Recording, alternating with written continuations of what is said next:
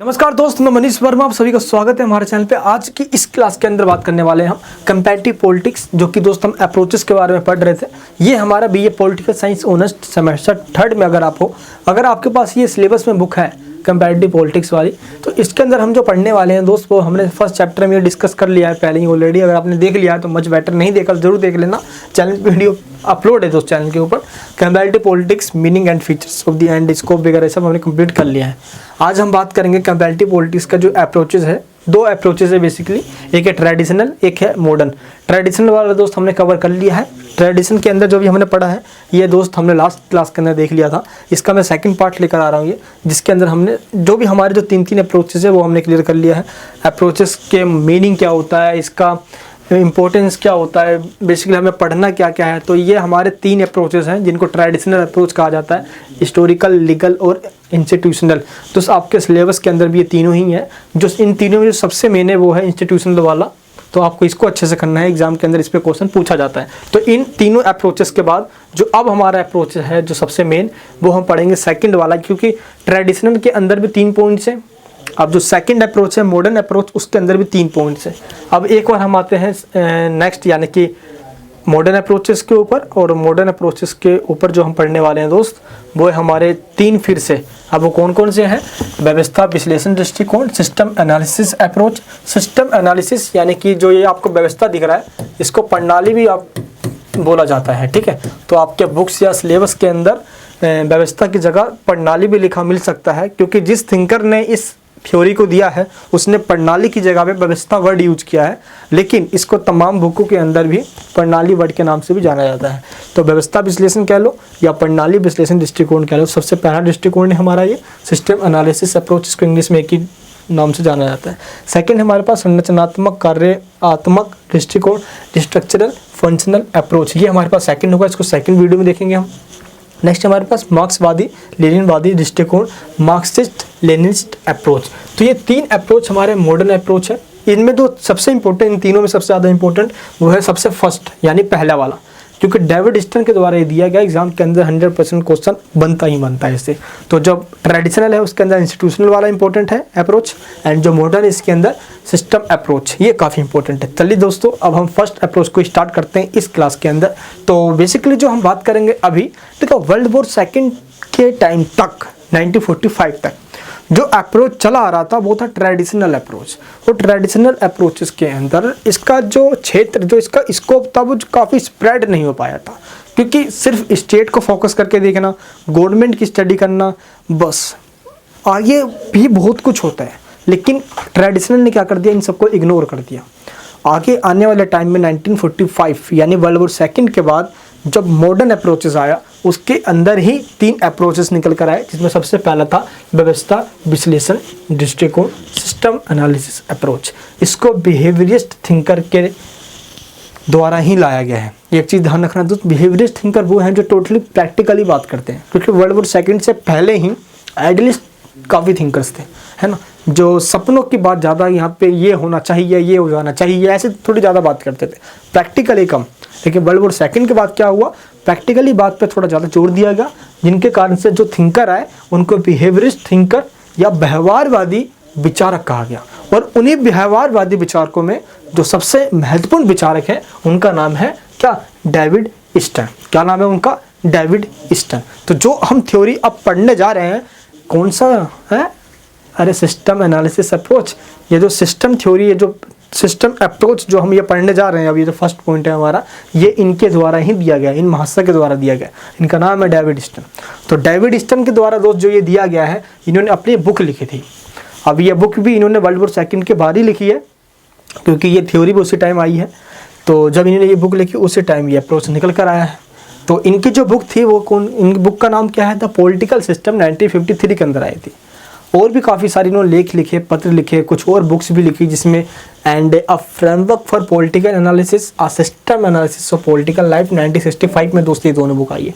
अब दोस्त अगर देखा जाए तो इन्होंने जो अपनी बुक में थ्योरी दी है, उस थ्योरी को ही आगत निर्गत उपागम के नाम से जाना जाता है। इसको इनपुट आउटपुट अप्रोच के नाम से भी जाना जाता है। तो बेसिकली एग्जाम में जो क्वेश्चन आता है वो इनपुट आउटपुट अप्रोच पे आता है, जो कि डेविड ईस्टन के द्वारा दिया गया है। तो ये अप्रोच है क्या, इससे पहले हम ये जानते हैं कि सिस्टम या ये व्यवस्था का मतलब क्या हुआ, क्योंकि पॉलिटिकल सिस्टम ये वर्ड यूज कर रहे हैं डेविड ईस्टन अपने बुक्स और इस टॉपिक को डिफाइन करने के लिए। अब देखो, राजनीतिक व्यवस्था एक बहुत बड़ा क्षेत्र है। हम बोलते हैं पॉलिटिकल सिस्टम, पॉलिटिकल सिस्टम का मीनिंग क्या हुआ जरा सोच के देखो। पॉलिटिकल जिसके अंदर स्टेट भी आता है, गवर्नमेंट भी आती है, तीनों इसके ऑर्गन्स आते हैं, चाहे एग्जीक्यूटिव, जुडिशरी, है ना, एंड लेजिस्लेटिव, सब इसके अंदर आते हैं। तमाम जो उसके स्ट्रक्चर, ऑर्गेनाइजेशन, बहुत कुछ इसमें आ जाते हैं। पॉलिटिकल पार्टीज, दोस्त, इंटरेस्ट ग्रुप्स वगैरह, प्रेशर ग्रुप, सब कुछ इसमें आ गए। लेकिन जब हम पॉलिटिकल सिस्टम की बात कर रहे हैं तभी ये सब चीज़ आएंगे। यानी हम कह सकते हैं कि जो गवर्नमेंट है वो पॉलिटिकल सिस्टम का एक छोटा सा टर्म है, वो उसी का एक भाग है। यहाँ तक तो आपको समझ में आ गया। ये तो पॉलिटिकल सिस्टम एक बहुत बड़ा क्षेत्र है।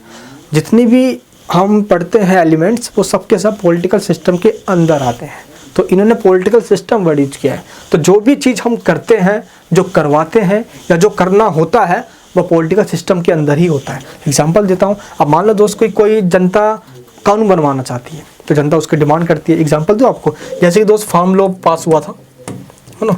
अब फार्म लॉ सरकार ने पास किया, लेकिन अब यहाँ पे कंसेप्ट थोड़ा उल्टा हो गया कि जनता कोई डिमांड करती है इस चीज़ को बनवाने के लिए, तो सरकार उसको बना कर देती है। कोई कानून बनवाना हो तो उसको सरकार बनवाती है, इम्प्लीमेंट करती है सरकार। लेकिन कोई सरकार ने कोई कानून ऐसा बना दिया हो जो जनता की पसंद में नहीं है, तो उस कानून को रद्द करवाने के लिए भी जनता धरने प्रदर्शन पर बैठ जाती है। अब फार्म बिल ले लो भाई, है ना, जनता को पसंद नहीं आया, किसानों को पसंद नहीं आया, तो उन्होंने भाई कर दिया इसके खिलाफ विद्रोह, और आखिरकार ये ख़त्म भी हुआ। तो देखा जाए तो जो जनता है उन्होंने प्रभाव डाला सरकार पे। अब पॉलिटिकल सिस्टम ने क्या किया, इसको ख़त्म कर दिया। मैंने यहाँ पे वर्ड पॉलिटिकल सिस्टम यूज किया। डैट मीन्स यहाँ पे जो काम करने वाला है वो गवर्नमेंट है, वो गवर्नमेंट ये सब कुछ कर रही है। तो पॉलिटिकल सिस्टम एक बहुत बड़ा क्षेत्र है। पॉलिटिकल सिस्टम के अंदर जो जो भी स्ट्रक्चर आ रहे हैं उनको डिफाइन किया है डेविड ईस्टन ने, जिसमें सबसे पहले है गवर्नमेंट। यहाँ पे तो देखते हैं पॉलिटिकल सिस्टम एनालिसिस। ये जो बेस है, किस पे बेस है, कंसेप्ट ऑफ पॉलिटिकल सिस्टम पे बेस्ड है। सिस्टम जो वर्ड हम देख रहे हैं, ये पद्धति या प्रणाली, मेथड या सिस्टम के नाम से भी जाना जाता है, जिसको प्रणाली भी आपको मैंने बताया, इसको प्रणाली भी कहते हैं। लेकिन होता क्या था दोस्त, डेविड ईस्टन के आने से पहले के टाइम में, हम कह सकते हैं कि 1945 से पहले के टाइम में ज़्यादातर नेशन की बात की जाती थी, गवर्नमेंट की बात की जाती थी और स्टेट की बात की जाती थी। बस इनफ, इनकी ही स्टडी करना है। बस जो पॉलिटिकल सिस्टम था वो टोटली इन पे बेस्ड था, इनके आगे कुछ था ही नहीं, ऐसा मान लो। लेकिन डेविड ईस्टन ने क्या किया, और भी चीज़ों पे ध्यान देने की बात कही, लेकिन ये चीज़ें भी कुछ कम ही थी। ऐसा नहीं था कि डेविड ईस्टन ने सब कुछ कवर कर लिया। ये सिर्फ ये कहता है कि पॉलिटिकल सिस्टम को कवर करो, इसको सिस्टम थ्योरी के नाम से जाना गया। अब सिस्टम को कवर करने का मतलब है शासन की संरचनाओं को देखो, जो रूल करने का स्ट्रक्चर क्या है, बेसिकली तीनों ऑर्गन्स हो गए, है ना। राजनीतिक प्रक्रियाओं को देखो, पॉलिटिकल प्रोसेस क्या है, वोटिंग का सिस्टम हो गया, है ना, पॉलिटिकल पार्टीज हो गया, इंटरेस्ट ग्रुप हो गए, ये सब दबाव समूह हो गए, धरना, हड़ताल, प्रदर्शन, ये सब हो गए। नॉन पॉलिटिकल एलिमेंट्स को देखो, यानी कि गैर राजनीतिक तत्वों को देखो, पॉलिटिकल पार्टीज को देखो, लोगों की बातों को सुनो, उनके बेसिकली डिमांड्स क्या है उन पे इन्होंने जोड़ दिया, है ना। प्रेशर या जो प्रेशर ग्रुप्स होते हैं, इंटरेस्ट ग्रुप वगैरह, इनको भी देखना चाहिए। तो ये जो सिस्टम, ये जो बता रहे हैं, इसी को पॉलिटिकल सिस्टम का नाम दिया गया। पॉलिटिकल सिस्टम का नाम दिया गया। पॉलिटिकल सिस्टम, राजनीतिक व्यवस्था यही है, और यही व्यवस्था देश के लिए या एक जगह पे काम करती है। एक जगह जो मैंने वर्ड यूज किया है, इसको डेविड ईस्टन ने पर्यावरण का नाम दिया है। यानी कि पॉलिटिकल सिस्टम एक ऐसे इन्वायरमेंट में, एक ऐसे एटमॉस्फेयर में काम करती है। और ये एटमॉस्फेयर या ये इन्वायरमेंट का मतलब आप क्या सोचोगे, अब हम तो पॉलिटिकल साइंस पढ़ रहे थे, यहाँ पे इन्वायरमेंट का मतलब क्या हुआ, जो इन्वायरमेंट का मतलब है यहाँ पे लोगों से। क्योंकि पर्यावरण क्या है, जो हमारे आसपास है ना, लोगों के आसपास जो हमें दिख रहा है वही तो है पर्यावरण। हम एक एटमॉस्फेयर में रह रहे हैं, तो यहाँ पे लोगों से यूज किया गया है इन्वायरमेंट वर्ड का मतलब। यहाँ पे अब हम ये देखते हैं कि पॉलिटिकल जो सिस्टम, ये वर्ड यूज किया गया है, बेसिकली इसका मतलब जो डेविड ईस्टन ने बताया वो इस चीज़ से आपको डिफाइन हो जाएगा। इन्होंने क्या बताया, देखो दोस्त, यहाँ पे मैं आपको एक वर्ड बताता हूँ। इंग्लिश मीडियम वाले बच्चों को भी बता दिया मैंने, हिंदी मीडियम वाले स्टूडेंट्स को भी बता रखा है। यहाँ पे किसी समाज में पारस्परिक क्रियाओं का मतलब होता है जो हम एक दूसरे पे एक इंटरेक्शन के द्वारा करते हैं, जैसे कि एक दूसरे पे डिपेंड होकर करते हैं। आप देखो सोसाइटी में रह रहे हैं तो जाहिर सी बात है कि हम एक दूसरे पे इंटरडिपेंडेंट हैं, है ना, एक दूसरे इंटरेक्शन होकर काम करते हैं। तो क्या होता है, पारस्परिक क्रियाएं, हम जो काम कर रहे हैं एक दूसरे से मिलजुल कर जो काम करते हैं, उस समाज में बाध्यकारी या अधिकारपूर्ण नीति निर्धारित होती है, उसको राजनीतिक व्यवस्था कहा जाता है। अपने शब्दों में बताऊं मैं, राजनीतिक व्यवस्था का मतलब एक ऐसी व्यवस्था से है जो नियम या कानून जो बनाए गए हैं वो आपको मानना पड़ेगा। समझ आ गया आप सभी को? क्यों? क्योंकि राजनीतिक व्यवस्था के द्वारा बनाया गया है, पॉलिटिकल सिस्टम के द्वारा बनाया गया है, और पॉलिटिकल सिस्टम ने बनाया है तो उसको लेजिटिमेसी मिली हुई है, वो एक लीगल है, वो एक वैधता मिली हुई है उसको। और ये वैधता लोगों के समर्थन से, लोगों की सहमति से, लोगों ने उसको माना है। लोगों ने के मानने से मतलब कि जिसने कानून ये बना रहा, जो ये कानून इम्प्लीमेंट कर रहा है, उसको कहीं ना कहीं लोगों ने ही बनाकर भेजा है, तभी तो ये कानून बन पाया, ये इम्प्लीमेंट हुआ है और लोग उसको मानेंगे। जिसने कानून बनाया है समझ लो वो जनता ही है। अब हम कहते हैं कि हमने जिसको वोट दे के जितवाया है तो वो वोट जीता, समझ लो मैं जीता, क्योंकि मैंने ही उसको वोट दिया है। तो अगर वो कानून बना रहा है तो समझ लो कानून मैं बना रहा हूँ। इसलिए हम भारत का लोग वर्ड यूज किया गया हमारे प्रीएम्बल के अंदर, with the people of India, है ना। तो हम भारत के लोग ही पूरे देश को चला रहे हैं। क्लियर है दोस्त ये पॉइंट? तो ये चीज़ यहाँ पे कहा गया है। And next, Omand and Powell. देखो ये डेविड स्टर्न के बाद जो इस अप्रोचेस को कंटिन्यू करते हैं वो ये बनता है, ये क्या है, इनका नाम है ऑमंड पॉवेल। इसके बाद ये इस अप्रोच को कंटिन्यू करते हैं। इनका क्या कहना है, राजनीतिक व्यवस्था से इसके अंगों की अंतर्निर्भरता और इसके पर्यावरण में, पर वही लोगों के आसपास, ठीक है, किसी ना किसी प्रकार की सीमा का बोध होता है। हमारे दोस्त ये पॉइंट क्या कह रहा है, फिर से एक बार बताता हूँ आप सभी को। राजनीतिक व्यवस्था से यानी कि जो पॉलिटिकल सिस्टम है, इससे क्या होता है, देखो पॉलिटिकल सिस्टम एक जाहिर सी बात है, एक इसका एक बाउंड्री होता है, एक इसका एरिया होता है कि इस जगह पे एक पॉलिटिकल सिस्टम है, चाहे वो पॉलिटिकल सिस्टम लोकतंत्र का हो या राजतंत्र का हो, डेमोक्रेसी हो या मोनार्की सिस्टम हो या डिक्टेटरशिप हो वहाँ पे, है ना, एंड जो भी हो यहाँ पे, एंड यहाँ का स्ट्रक्चर कुछ भी हो, लेकिन इसका एक अपना एक बाउंड्री होता है।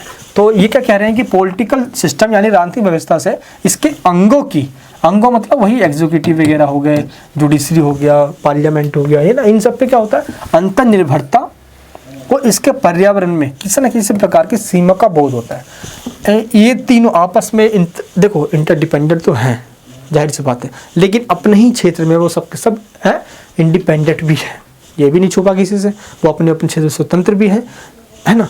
लेकिन जो आसपास के जो लोग भी रह रहे हैं वो कहीं ना कहीं एक बाउंड्री में ही रह रहे होते हैं। तो इसी जगह पे यानी इस जगह को, पूरे इस जगह को एक पॉलिटिकल सिस्टम का नाम दिया गया है, यानी कि एक निश्चित सीमा के अंदर अंतर्निर्भर, है ना, या इंटरडिपेंडेंट जो एक ऑर्गेन्स है, एक कह सकते हो कि बॉडी, एक स्ट्रक्चर काम कर रही है, जिसको पॉलिटिकल सिस्टम का नाम दिया गया है। अब ये स्ट्रक्चर क्या है बेसिकली, इसी को हम समझेंगे। एंड इसका जो मेन जो स्ट्रक्चर है वो एक पॉलिटिकल सिस्टम के अंदर डिफाइन किया गया है, जो कि ऑर्गन्स जो देश को चला रही है, चाहे वो पार्लियामेंट हो या एग्जीक्यूटिव हो या जुडिशरी हो, पॉलिटिकल पार्टीज़ हो या लोग हो या जनता हो या अथॉरिटी हो, ये सब के सब पॉलिटिकल सिस्टम के एक एलिमेंट्स हो जाते हैं यहाँ पे। चलो दोस्त नेक्स्ट टॉपिक की बात करते हैं हम, राजनीतिक व्यवस्था का अर्थ। ये हमने देखा यहाँ पे जो मेनली जो पॉइंट्स है, यहाँ पे कुछ पॉइंट्स गिनवाते हैं डेविड स्टर्न। न्याय संगत शारीरिक उत्पीड़न। देखो कभी कभार क्या होता है ना कि पॉलिटिक्स के अंदर या पॉलिटिकल सिस्टम के द्वारा जो कानून या नियम बनाए जाते हैं, वो नियम उन लोगों के लिए वो दंड या जैसे कह सकते हैं पनिशमेंट भी हो सकता है, जो कुछ ऐसे काम कर रहे हैं जो हमारे देश की एकता और अखंडता के लिए खतरा है। तो उनको क्या कर सकते हैं दोस्त, न्याय संगत शारीरिक उत्पीड़न, यानी कि न्याय के साथ, जस्टिस तो है, जो जिसने गलत किया उसके साथ गलत व्यवहार। अब कोई भाई मर्डर कर रहा है तो थोड़ी उसको बैठा के उसको पूजेंगे और खाना खिलाएंगे और मजे लेंगे, डायरेक्टली उसको तो फांसी भी ना चढ़ाएंगे भाई। तो न्याय संगत शारीरिक उत्पीड़न करो, मारो कूटो उसको, यही तो एक पॉलिटिकल सिस्टम है। सेकंड पॉइंट क्या कहते हैं, ये मूल्यों का सत्तात्मक आवंटन। वैल्यूज़ जो नॉर्म्स होते हैं, हम इनको एक जगह पे इकट्ठे नहीं करेंगे, इनको क्या करेंगे, हम डिस्ट्रीब्यूट करेंगे। जो अथॉरिटी है उसको एलोकेशन की बात करते हैं, अलग अलग चीज़ों में डिवाइड कर दो, डिस्ट्रीब्यूशन ऑफ पावर कह सकते हो आप। अंगों की पारस्परिक अंतर्निर्भरता होनी चाहिए, इंटरडिपेंडेंस ऑफ पार्ट्स। ये दोस्त यहाँ पे ऑर्गन्स लिखना, पार्ट्स मत लिख देना भाई, ठीक है। ऑर्गन्स, तो जो ऑर्गन्स हैं उन पे इंटरडिपेंडेंस की बात करते हैं ये, और सीमा का विचार, नोशन ऑफ बाउंड्री, यही वाली बात है कि हम एक बाउंड्री में रहते हैं और उस बाउंड्री के अंदर एक फिक्स क्या होता है, एक आइडियोलॉजी काम कर रही होती है या एक पॉलिटिकल स्ट्रक्चर काम कर रहा होता है, जिसको हम डेमोक्रेसी या मोनार्की नाम से भी जानते हैं। अब दोस्त हम ये देखते हैं कि जो ये पॉलिटिकल सिस्टम अप्रोच है, इसके कुछ फीचर्स हैं। अगर आपने ये फीचर्स समझ लिया, आपको ये सब कुछ समझ में आ जाएगा। और एंड में हम देखेंगे डेविड स्टर्न के द्वारा एक डायग्राम दिया गया है, इनके जो आउटपुट और इनपुट जो थ्योरी दी गई है, फिर हम इसको समझ लेंगे। खत्म आपका दोस्त ये टॉपिक, बहुत ईजिली टॉपिक है। तो आप जो फीचर्स बता रहा हूँ एक एक करके ये पॉइंट समझ लेना, इसके अंदर को तो खुद लपेट दोगे आप, ठीक है। चलिए दोस्तों देखो, मैं जो भी आपको बताता हूँ ये मैं सोचता हूँ थोड़ा सा एक प्रैक्टिकली होके बताऊँ, ताकि चीज़ों को मैं आपके सीधे खोपड़े में घुसाऊँ। ऐसे क्या हो कि मैं आके बोलूँगा हाँ दोस्तों समझो, कॉलेज में टीचर लेक्चर देते ऊपर से चला जाता है यार, मुझे ही समझ में नहीं आता यार क्या करें। जब मैं कॉलेज में हुआ करता था तो हमें एक मैम पढ़ाई करती थी, अब है ना, मैं ऐसे नहीं कह रहा यार, तो मैम जब पढ़ाती थी तो 8:30 बजे क्लास लगती थी, रेगुलर कॉलेज कर रहे भाई हमने यार, तो क्लास में जाते थे, मैम आते थे पढ़ाने, और मुझे लगता है 10 मिनट भी नहीं होता था नींद आ जाती थी। सच, वो नींद ही आ जाती थी। मतलब मैम यार कब इनका 45 मिनट हो, कब मैम ये जाए। पॉलिटिकल साइंस के कुछ ऐसे टॉपिक्स हैं जिनके लेक्चर्स काफ़ी बोरिंग होते हैं, सही बताता हूँ मेरे दोस्त, लेकिन कुछ ऐसे लेक्चर जो बोरिंग है उनको इंटरेस्टिंग भी बनाया जा सकता है। चलिए बना के दिखाता हूँ आपको। सबसे पहला पॉइंट है फीचर्स के, राजनीतिक स्रोतों का असमान वितरण।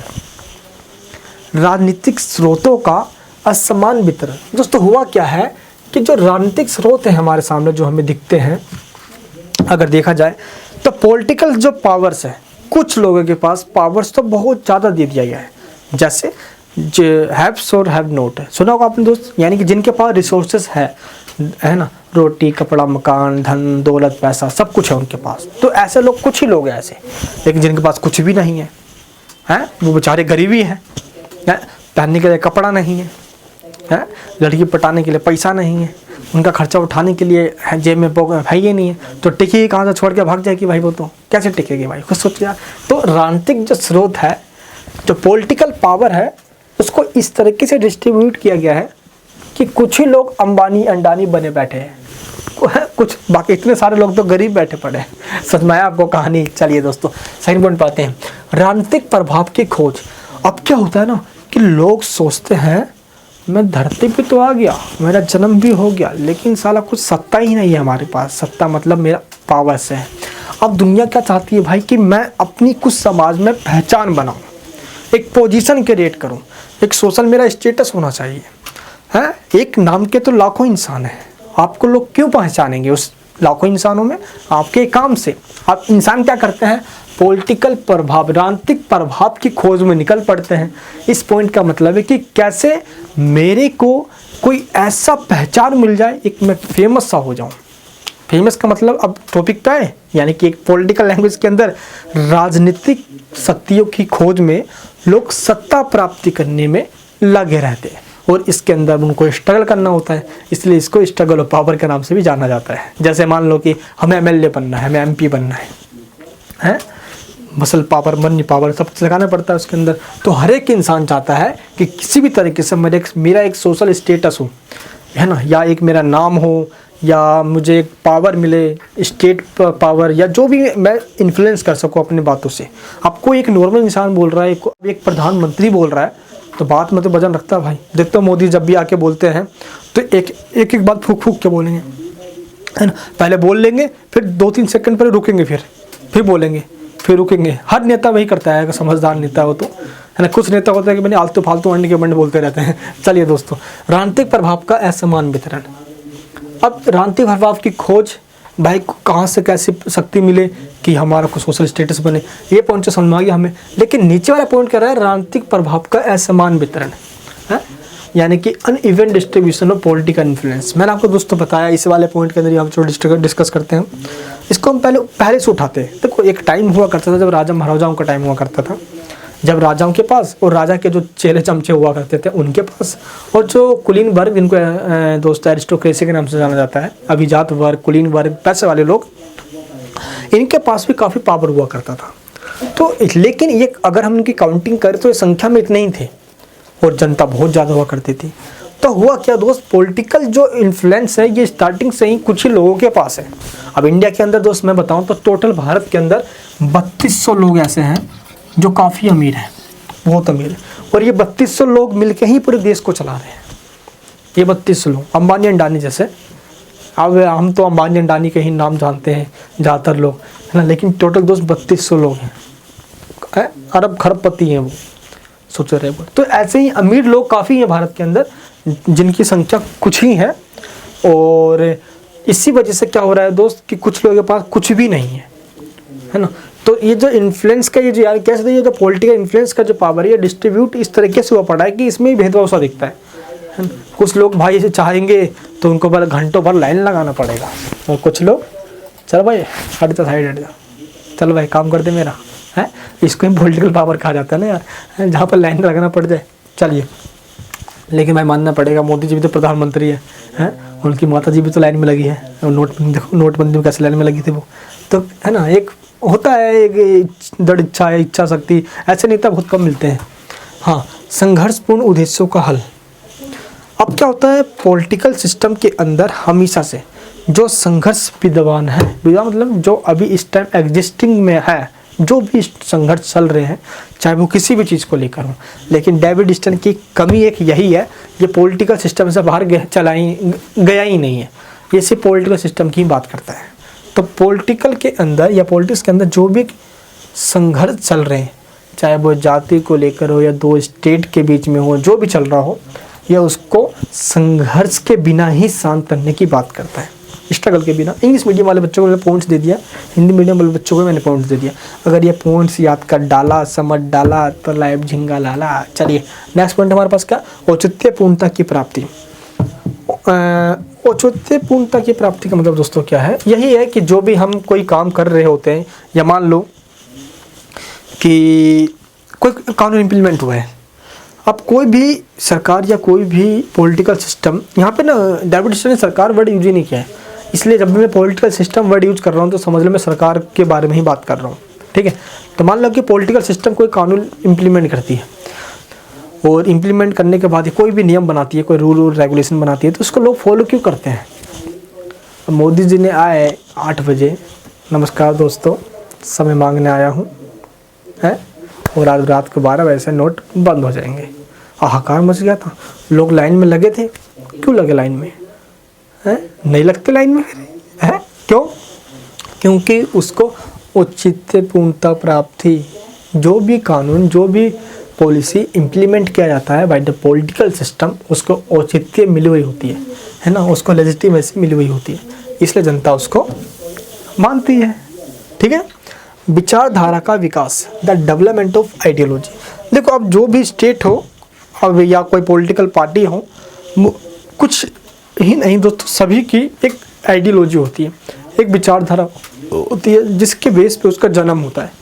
अब हम पॉलिटिकल पार्टी की बात करें तो बीजेपी, कांग्रेस, आम आदमी पार्टी, समाजवादी पार्टी, है ना, किसी का तो पॉलिटिकल जो आइडियोलॉजी वो डिफाइन है, किसी का डिफाइन नहीं है, लेकिन कहीं ना कहीं उनका भी कोई ना कोई आइडियोलॉजी ज़रूर है। जैसे बीजेपी है तो उसकी आइडियोलॉजी थोड़ी आप कह सकते हो कि दक्षिणपंथी वाली है, दोस्तों राइटिस्ट पार्टी है ये, एंड समाजवादी पार्टी है, सोशलिस्ट पार्टी, तो इन सब ने अपना अपना एक आइडियोलॉजी होता है ना। तो इसी तरीके से देखा जाए तो एक पूरे देश का भी एक आइडियोलॉजी है, जैसे कि 1991 से पहले सोवियत यूनियन सोशलिज्म माना करता था, समाजवाद, कम्युनलिज्म, है ना। चाइना भी देख लो, अभी भी कम्युनिज्म मानता है भाई, साम्यवादी। अमेरिका शुरू से ही पूंजीवादी रहा है, कैपिटलिज्म कंट्री रहा है ना। तो सबकी अपनी एक आइडियोलॉजी होती है, और पॉलिटिकल पार्टीज भी एक आइडियोलॉजी के बेस पे बनती है, कंट्री भी टोटली आइडियोलॉजी बेस पे होता है। विदाउट आइडियोलॉजी पता क्या चलेगा भाई, इसका मकसद क्या है, करना क्या चाहता है, क्योंकि कोई ना जो भी आइडियोलॉजी हो उसका एक ना एक मकसद जरूर होता है। जैसे सोशलिज्म है, समाज से सोसाइटी में समानता लानी चाहती है। कम्युनिज्म है, ये हर तरीके से सब कुछ खत्म करके, जो भेदभाव उनको खत्म करके स्टेट को भी खत्म करना चाहती है। सोच लो। अब कैपिटलिज्म है, ये बोलती है कि स्टेट कुछ भी ना करे, मिनिमम काम करे, बाकी मैक्सिमम सारा काम खुद जनता ही कर लेगी, मार्केट खुद कर लेगा, प्राइस क्या डिसाइड करना है जनता खुद अपने आप ही कर लेगी, सब होशियार है। स्टेट कम से कम, स्टेट बस लोगों की सुरक्षा करे, प्रोटेक्शन दे, बस सब अपने आप ही कर लेंगे। ऐसे ही एक अनार्किज्म आइडियोलॉजी है, अराजकतावाद, ये बोलता है कि सोसाइटी के अंदर राज्य होना ही नहीं चाहिए, ये राज्य है ना ये भेदभाव बढ़ाता है, डिस्क्रिमिनेशन करता है। ऐसे ही एक कंजर्वेटिज्म है, रूढ़िवाद। ये क्या कहता है? रूढ़िवाद कहता है कि समाज के अंदर जो आज हम देख रहे हैं नियम, रूल, रेगुलेशन, ये खराब है, हमें वही नियम आज भी मानने चाहिए जो हमारे बूढ़े बुजुर्ग बना के गए हुए हैं। आज से 5 साल पहले, 5 साल बोल रहा हूँ, आज से 50, 60, 200, 400, 500, हज़ारों साल पहले जो बना के गए, क्योंकि जब इतने साल पुराने नियम रेगुलेशन बना के गए हैं वो, तो उनको तो तजुर्बा होगा, उनको तो भाई बूढ़े बुजुर्ग थे, तो वो बहुत अच्छे नियम है, उनको ही हमें मानना चाहिए। ये रूढ़िवादी होते हैं, ये कंजर्वेटिव जो होते हैं, कंजर्वेटिव के वजह से ही हम क्या बोलते हैं, ये जो कंजर्वेटिव होते हैं कि पुरानी परंपराओं को मानो। तो सब जितनी भी आइडियोलॉजी उनका अपना अलग अलग कहना है। एंड अब देखा था हमने अभी वर्ल्ड वॉर के टाइम, सेकेंड वर्ल्ड वॉर के टाइम, किस तरीके से नाजीवादी भी एक आइडियोलॉजी निकल कर आ गई, फासिस्ट एक नई आइडियोलॉजी निकल कर आई, तो काफ़ी आइडियोलॉजी का प्रभाव समाज में देखा गया है। तो कहीं ना कहीं आइडियोलॉजी का इन्फ्लुएंस होता है। अन्य राजनीतिक व्यवस्थाओं का प्रभाव, अब क्या होता है दोस्त कि एक पॉलिटिकल सिस्टम के अंदर अन्य पॉलिटिकल जो सिस्टम है उसका भी इम्पैक्ट पड़ता है। अब एग्जांपल देता हूँ इसको मैं, मान लो कि इंडिया है हमारा, बहुत खूबसूरत देश था हमारा। इंडिया के अंदर मिक्स्ड इकोनॉमी थी स्टार्टिंग में, यानी कि हम कैपिटलिज्म पे भी थे और सोशलिज्म, दोनों को हमने मिक्स तरीके से अपनाया था। लेकिन इन दोनों में सबसे ज़्यादा जो हमारा जो जोर था, सबसे ज़्यादा जिस पे हमने एम्फेसाइज किया, वो किस पे किया?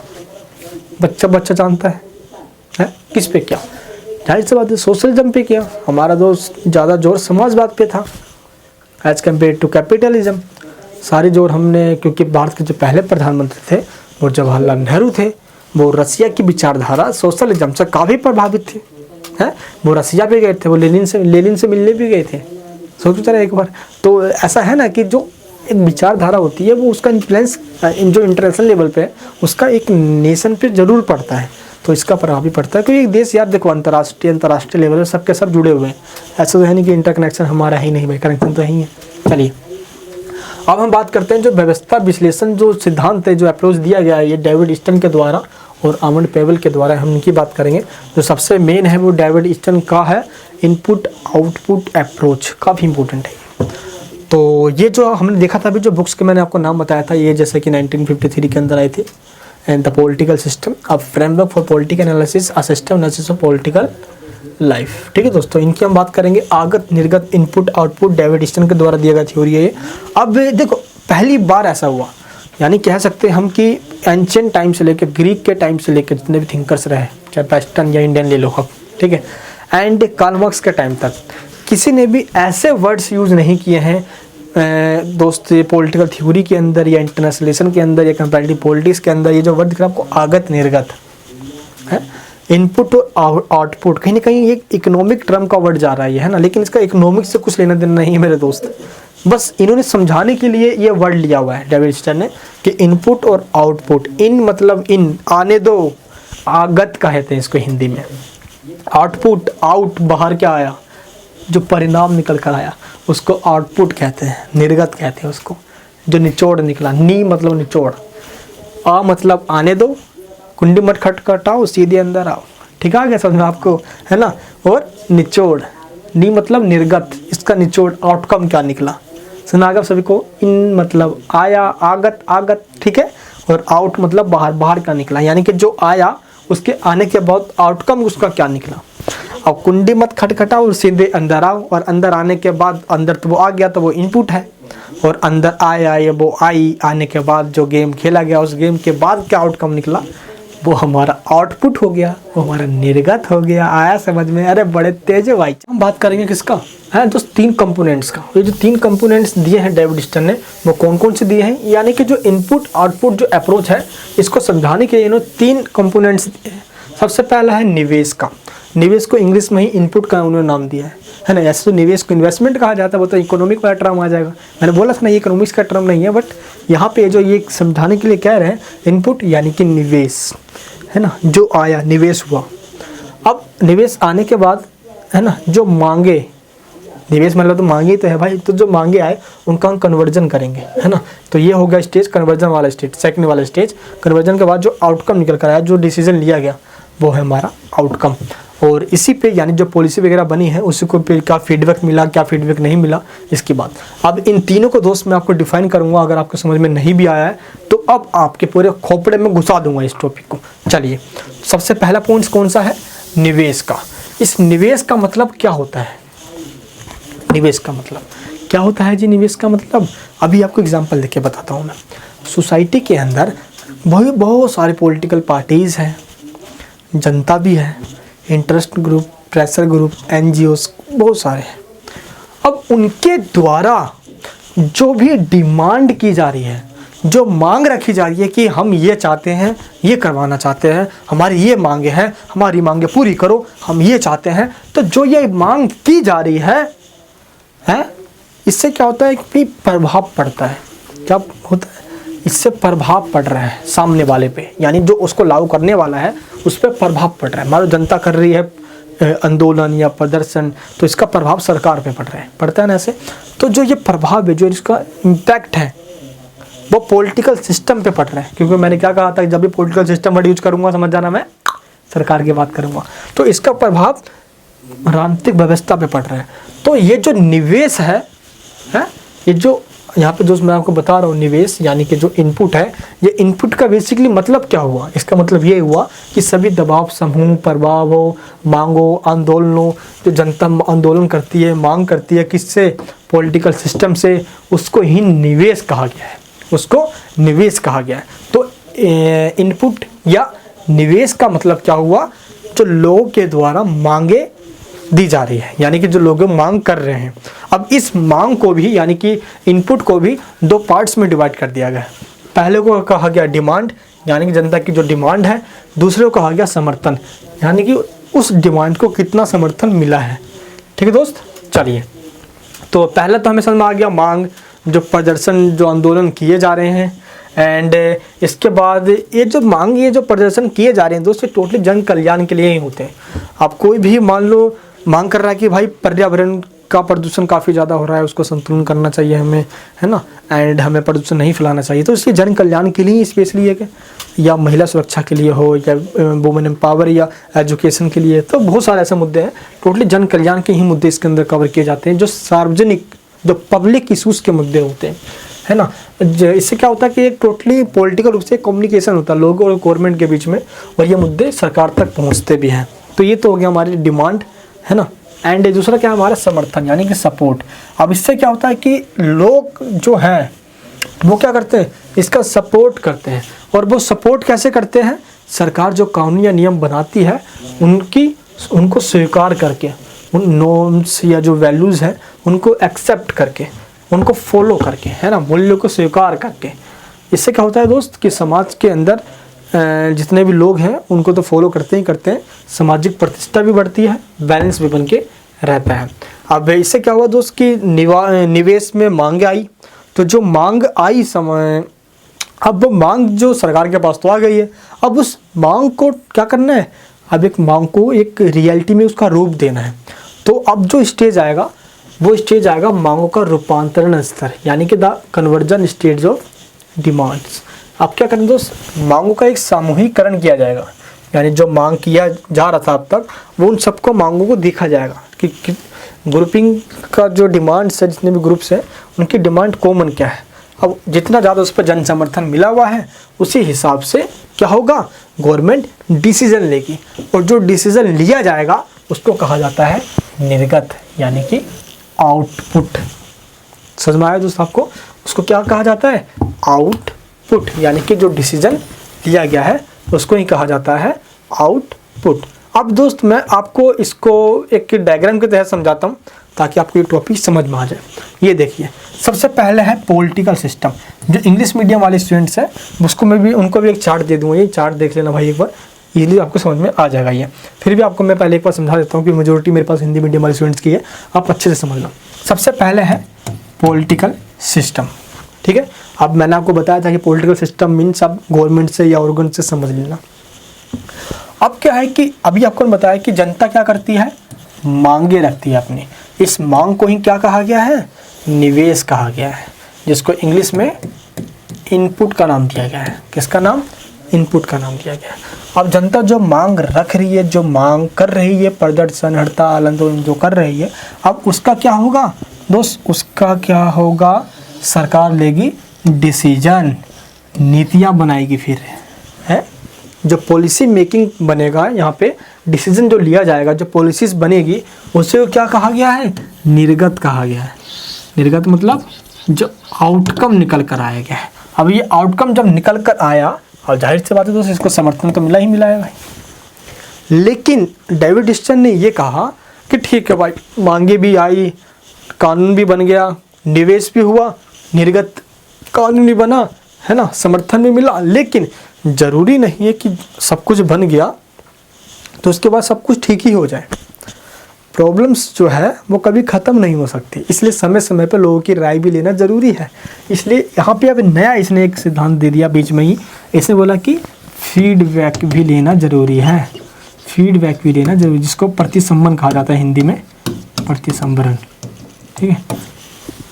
तो दोस्त फीड है, इसने क्या कहा, फीडबैक भी लेना ज़रूरी है कि जनता की राय क्या है, सकारात्मक नकारात्मक पॉजिटिव नेगेटिव जो भी हो, जनता की राय लेना भी ज़रूरी है। अब इससे क्या होगा दोस्त, इसी को डेविड डिस्टन का निवेश निर्गत यानी कि इनपुट आउटपुट मॉडल के नाम से जाना जाता है। चलिए दोस्त, अगर आपने ये चार्ट एक बार याद कर लिया तो एग्जाम के अंदर सिंपल आपको ये चार्ट बनाना है और कुछ भी नहीं। ये जो डायग्राम आपको दिखा रहा हूँ मैं, सिंपल इस डायग्राम को एक बार समझ लो और कुछ भी नहीं दोस्त आपको बताना। बहुत ईजी टॉपिक है ये, कंपैरेटिव पॉलिटिक्स दोस्त आपके लिए हलवा बना दूंगा मैं बिल्कुल, इसमें बस पूरा खा जाओ इसको हलवे की तरह समझ के, इतना मस्त दोस्त टॉपिक। जो इंग्लिश मीडियम के स्टूडेंट्स आप इसको देख सकते हो यहाँ पे, है ना। सिंपल पॉलिटिकल सिस्टम है, इन्वेस्ट है यानी कि जिसको हमने इनपुट का है, इनपुट यानी कि डिमांड हुआ, डिमांड के बाद डिसीजन मेकिंग हुआ, पॉलिसीज बनी, इसको ही आउटपुट्स के नाम से जाना गया, लोगों से फीडबैक भी लिया गया इसके लिए, है ना। चलो दोस्तों, ये हमारा टॉपिक है इनपुट आउटपुट मॉडल का। अब लास्ट में देखते हैं हम कि कोई भी अच्छा भी थ्योरी क्यों ना हो जाए, उससे कुछ ना कुछ कमियां ज़रूर होती है जिसके बेस पे उसकी आलोचना की जाती है। तो यहाँ पे है सबसे इंपॉर्टेंट, इसका बात करेंगे हम क्रिटिसिज्म का। एग्जाम के अंदर आपको इंट्रोडक्शन लिखना होता है, थिंकर्स के व्यूज़, उनके बुक्स और उनके सन का नाम लिखना होता है कि बुक्स कब पब्लिश हुई है वो, एंड फिर उसकी मेन बॉडी प्रेजेंटेशन का तरीका बता रहा हूँ आपको मैं। इस तरीके से लास्ट में उसमें एवोल्यूशन कर लो और एट लास्ट का आपको क्रिटिसिज्म तो ज़रूर करना है यार, बिना क्रिटिसिज्म का मार्क्स ही नहीं मिलता, ध्यान रखना है आपको। अब देखो जो जटिल यानी कि जो ये डेविड डिस्टन का ये जो अप्रोच दिया गया है, जो मॉडल दिया गया है, इसको काफ़ी जटिल कहा जाता है। कहाँ की बात किस जगह पे कर रहा है ये कुछ अता पता ही नहीं है, काफ़ी कॉम्प्लेक्स है, लोगों को समझाना है, तभी तो लगता है कि बहुत लोगों को समझ में नहीं आता है ये। इसी वजह से दोस्त इसकी आलोचना भी की गई है, देख लो जटिल माना गया है इसको।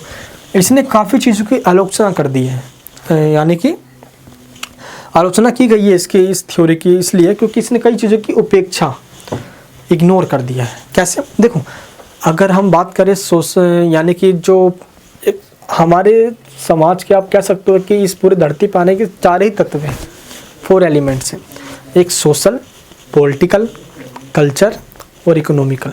इन चारों में से इसने सिर्फ और सिर्फ पॉलिटिकल की ही बात करी है, पॉलिटिकल सिस्टम बस, जो 3 बचे उसको छोड़ दिया इसने, इसलिए भी इसने उसकी उपेक्षा करी। और ये काफ़ी इसी वजह से क्या हुआ, इसने परिवर्तनों पे कोई जोर दिया ही नहीं। कोई चेंजेस हो रहा है तो चेंजेस होने के बाद अगर तुरंत उसके एनालाइज किया जाए तो ये थ्योरी नहीं कर सकता। इसने तो ज़्यादातर शासक वर्ग, राजा, अभिजात वर्ग, अमीर लोग, इस पर थोड़ा ज़्यादा जोर दिया है, इसलिए ये थ्योरी काफ़ी संकुचित है। जैसे कि मान लो हमें यूएनओ के बारे में जानना हो तो ये थ्योरी उसके बारे में कुछ भी नहीं बताती है, ठीक है। इसलिए कोई भी निष्कर्ष पे ये मॉडल या अप्रोच नहीं निकल पाई है, निष्कर्ष निकालने में ये नाकाम रही है। समझ आ गया आपको? हाँ, लेकिन कुछ इसका इम्पोर्टेंस ज़रूर है हमारे कंपैरेटिव पॉलिटिक्स के अंदर, लेकिन कमियां तो निकल ही जाती है भाई, इसलिए इसका क्रिटिसाइज भी किया जाता है। इस प्रकार कहा जा सकता है कि राजनीतिक सिद्धांतों के अंदर या तुलनात्मक राजनीति के अंदर, आधुनिक उपागम के अंदर जो तुलनात्मक राजनीति है भाई, इसमें इनपुट आउटपुट अप्रोच को या इनपुट आउटपुट मॉडल को डेविड डिस्टन के द्वारा जो दिया गया है वो काफ़ी महत्वपूर्ण माना जाता है, ठीक है। चलो दोस्तों, इस टॉपिक की मेरी नोट्स बनी हुई है, अगर आप नोट्स लेना चाहते हो, जो मैंने खुद अपने ही शब्दों में अपने लैंग्वेज में लिखा हुआ है, हिंदी मीडियम में और इंग्लिश मीडियम दोनों ही लैंग्वेज में लिखा है, बहुत शानदार नोट्स है, आप उसको भी ले सकते हो, लिंक नीचे डिस्क्रिप्शन में है। पेड नोट्स हैं, फ्री नोट्स भी चाहते हो तो फ्री नोट्स का लिंक नीचे डिस्क्रिप्शन में, वहाँ से ले लीजिए आप। ये वीडियो आपको कैसे लगी नीचे दोस्त मुझे आप कमेंट्स बॉक्स में ज़रूर बताना यार। अगर आप मुझे कमेंट बॉक्स में बताओगे कि मज़ा आ रहा है तो मुझे लगा कि नहीं आपको वीडियो समझ में आ रही है, और ऐसे वीडियोस तो मैं लाइन लगा दूंगा। बहुत मज़ा आता है मेरे को ऐसे वीडियोस बनाने में और आप सबको टॉपिक को समझाने में। समझ में आया दोस्त? समझ में आया आपको? तो दिल से आज एक लाइक बनता है इस वीडियो पे। बाकी कंपैरेटिव पॉलिटिक्स की मैंने जितनी वीडियोस बना रखी है आपको रिक्वेस्ट करता हूँ सभी वीडियोस देख लेना यार। मैं प्लेलिस्ट की लिंक दे दूँगा नीचे डिस्क्रिप्शन में जिसमें सारी वीडियोस बनी हुई है मेरी, एक बार जाके देखो उनको, बहुत मज़ा आएगा। पढ़ाई का इंटरेस्ट जगाओ अपने अंदर, है अंदर भी पूरी आँख सी लगा दो मेरे दोस्त। देखो फर्स्ट पॉइंट क्लियर हो गया हमारा, है ना, system analysis approach. Next class में हम करेंगे स्ट्रक्चरल फंक्शनल अप्रोच, और फिर इसका नेक्स्ट क्लास में करेंगे हम मार्क्सिस्ट लेनिस्ट अप्रोच। फिर 2 अप्रोच बचा हुआ है हमारा, क्लियर है। अब इसको करते हैं नेक्स्ट क्लास में खत्म हम। चलिए दोस्त, चैनल पर नहीं तो सब्सक्राइब जरूर कर लेना, नोटिफिकेशन का बेल आइकन ऑन कर लेना, क्योंकि जैसे ही मैं नेक्स्ट वीडियो लेकर आऊँगा आपके पास नोटिफिकेशन ही नहीं आएगा, फिर आप इस वीडियो को मिस कर दोगे। मैं ऐसा चाहता नहीं मेरे दोस्त। चलिए इस वीडियो पर कितने लाइक दोगे मेरे को आप बताओ चलिए एक बार, चलो लाइक करके दिखाना। मैं मिलूंगा नेक्स्ट वीडियो के अंदर, प्यार बनाए रखना, नए हो तो सब्सक्राइब करके बेल आइकन ऑन कर लेना। जय हिंद, जय भारत।